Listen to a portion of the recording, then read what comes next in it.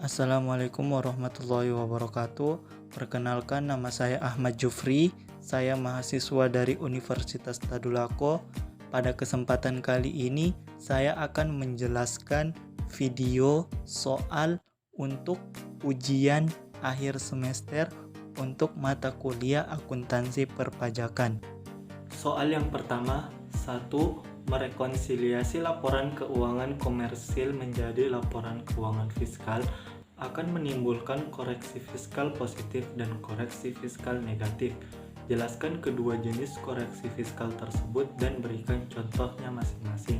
Nah, jawabannya itu koreksi fiskal positif biasanya dilakukan akibat adanya beban yang tidak diakui oleh pajak sesuai dengan pasal 9 ayat 1 Undang-Undang PPH.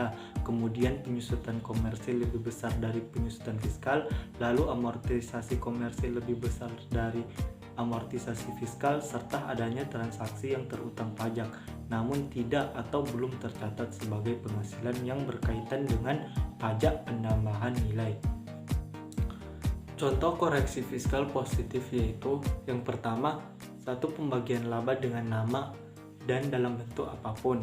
Nah, yang kedua itu ada biaya yang dibebankan atau dikeluarkan untuk kepentingan pribadi pemegang saham, sekutu atau anggota. Yang ketiga itu premi asuransi kesehatan, premi asuransi kecelakaan, asuransi jiwa, asuransi widiguna, dan asuransi beasiswa yang dibayar oleh wajib pajak orang pribadi. Dan yang keempat itu ada harta yang dihibahkan, bantuan atau sumbangan dan warisan. Nah, yang kelima itu biaya pajak penghasilan atau PPH. Koreksi fiskal negatif terjadi apabila laba menurut fiskal berkurang dan biasanya dilakukan akibat adanya penghasilan yang tidak termasuk objek pajak menurut pasal 4 ayat 3 Undang-Undang PPH.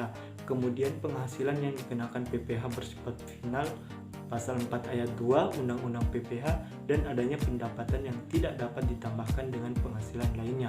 Nah, contoh koreksi fiskal negatif seperti halnya tidak termasuk objek pajak pasal 4 ayat 3 seperti bantuan, sumbangan, warisan, harta yang termasuk setoran tunai yang diterima oleh badan.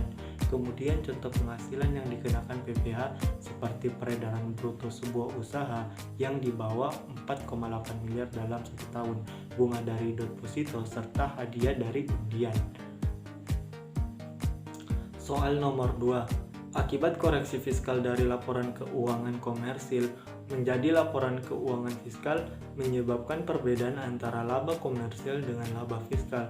Perbedaan tersebut dikelompokkan menjadi beda tetap dan beda waktu. Jelaskan pengertian kedua jenis perbedaan tersebut dan berikan contohnya masing-masing.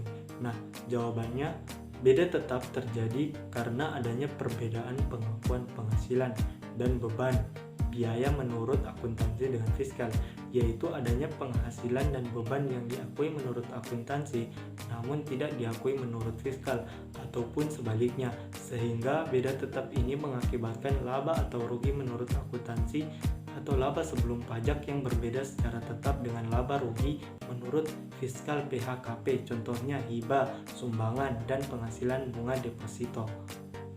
Beda waktu merupakan perbedaan perlakuan akuntansi dan perpajakan yang sifatnya temporer.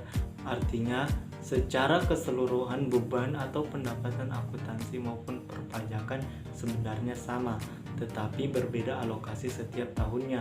Contohnya, akrual dan realisasi, penyusutan dan amortisasi, serta penilaian persediaan.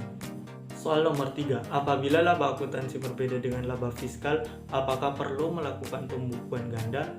Jelaskan upaya yang Anda harus lakukan agar perbedaan laba tersebut dapat dipahami oleh pemegang saham maupun oleh Fiskus.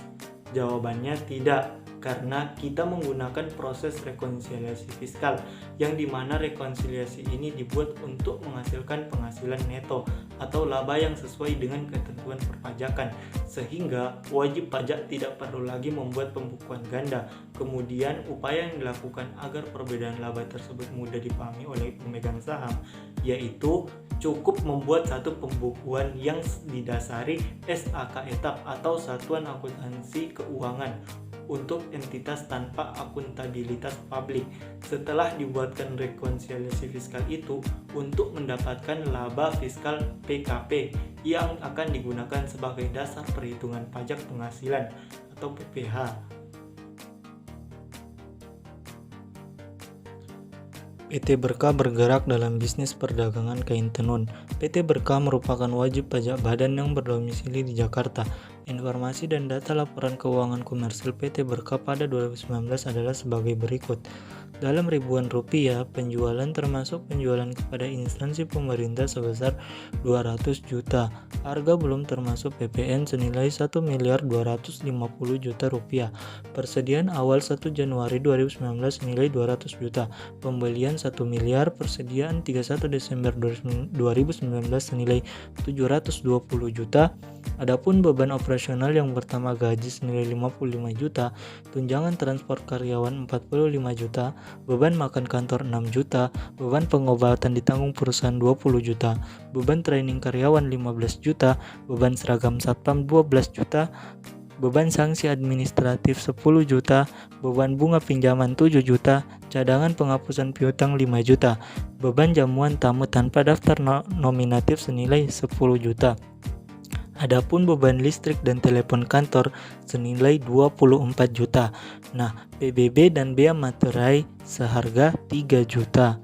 Penyusutan aset tetap senilai 40 juta, premi asuransi kebakaran pabrik 10 juta, bantuan untuk panitia hari ulang tahun Republik Indonesia sebesar 5 juta, sumbangan ke panti asuhan Amelia sebesar 8 juta, pendapatan lain-lain. Adapun yang pertama, sewa kendaraan box kepada FA Sejahtera setelah dipotong PPh senilai 9.800.000.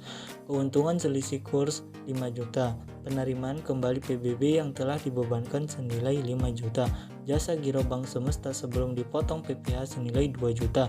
Penghasilan bunga deposito sebelum dipotong PPh senilai 1 juta. Laba neto penjualan dari Malaysia sebelum dipotong pajak penghasilan negara sumber sebesar 20% sebesar 200 juta. Adapun keterangan tambahan, yang pertama jenis aset bangunan permanen tahun beli 6 Juli 2016, harga beli dalam ribuan rupiah senilai 400 juta. Yang kedua, kelompok aset pertama tahun belinya 10 Desember 2017, harga belinya senilai 60 juta. Penyusutan fiskal menggunakan metode garis lurus. Pertanyaan, buatlah rekonsiliasi fiskal untuk PT Berkah sehingga diketahui penghasilan kena pajaknya. PT Berkah, rekonsiliasi fiskal tahun 2019. Keterangan yang pertama, penjualan menurut akuntansi senilai 1.250 juta. Sedangkan menurut fiskalnya sama, senilai 1.250 juta. Tidak terdapat perbedaan, baik menurut akuntansi maupun menurut fiskal. Persediaan awal menurut akuntansi 200 juta sama dengan menurut fiskal senilai 200 juta. Selanjutnya ada pembelian. Pembeliannya itu senilai 1 miliar menurut akuntansi dan menurut fiskalnya sama, senilai 1 miliar. Selanjutnya ada persediaan. Persediaan akhir senilai 720 juta rupiah. Nah, menurut fiskalnya sama, senilai 720 juta rupiah. Nah, harga pokok menurut akuntansi senilai 480 juta rupiah. Menurut fiskalnya sama, yaitu 480 juta rupiah. Selanjutnya ada penghasilan bruto usaha. Menurut akuntansi senilai 770 juta rupiah. Menurut fiskalnya sama, yaitu sebesar 770 juta rupiah. Adapun beban operasional gaji senilai 55 juta menurut akuntansi dan menurut fiskalnya itu sama, senilai 55 juta. Tunjangan transport karyawan menurut akuntansi 45 juta dan menurut fiskalnya 45 juta, sehingga tidak ada perbedaan. Nah, selanjutnya ada beban makan kantor. Menurut akuntansi senilai 6 juta, menurut fiskalnya itu senilai 6 juta. Sama juga tidak terdapat perbedaan. Yang selanjutnya itu ada beban pengobatan ditanggung perusahaan. Menurut akuntansi 20 juta dan menurut fiskalnya itu tidak diakui sebagai pengurang penghasilan sesuai dengan pasal 9 ayat 1 Undang-Undang PPH, sehingga koreksi fiskalnya itu positif senilai 20 juta rupiah. Selanjutnya ada beban training karyawan senilai 15 juta menurut akuntansi dan menurut fiskalnya 15 juta.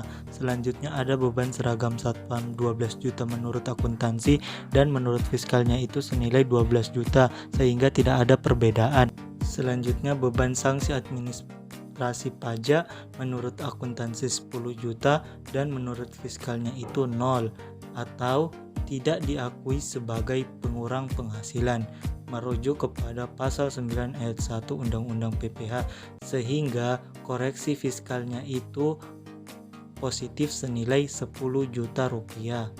Selanjutnya ada beban bunga pinjaman menurut akuntansi 7 juta dan menurut fiskalnya itu 7 juta. Selanjutnya cadangan penghapusan piutang menurut akuntansi 5 juta dan menurut fiskalnya itu 0 atau tidak diakui merujuk kepada pasal 9 ayat 1 Undang-Undang PPH sehingga koreksi fiskal positifnya senilai 5 juta rupiah. Selanjutnya ada yang namanya beban jamuan tamu tanpa daftar nominatif menurut akuntansi 10 juta dan menurut fiskalnya itu 0 atau tidak diakui sebagai pengurang penghasilan sesuai dengan surat edaran nomor 27-PJ.22-1986 sehingga koreksi fiskalnya itu positif senilai 10 juta rupiah.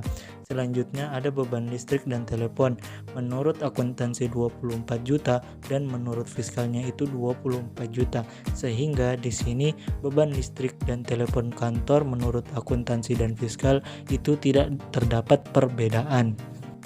Selanjutnya ada PBB dan biaya materai menurut akuntansinya 3 juta dan menurut fiskalnya 3 juta. Di sini tidak terdapat perbedaan. Penyusutan aset tetap senilai 40 juta rupiah menurut akuntansi, sedangkan menurut penghasilan itu diakui sebesar 35 juta merujuk kepada pasal 11 ayat 6 Undang-Undang PPH sehingga koreksi fiskal positifnya itu senilai 5 juta rupiah. Selanjutnya ada premi asuransi kebakaran menurut akuntansi 10 juta dan menurut fiskalnya itu 10 juta. Di sini tidak terdapat perbedaan.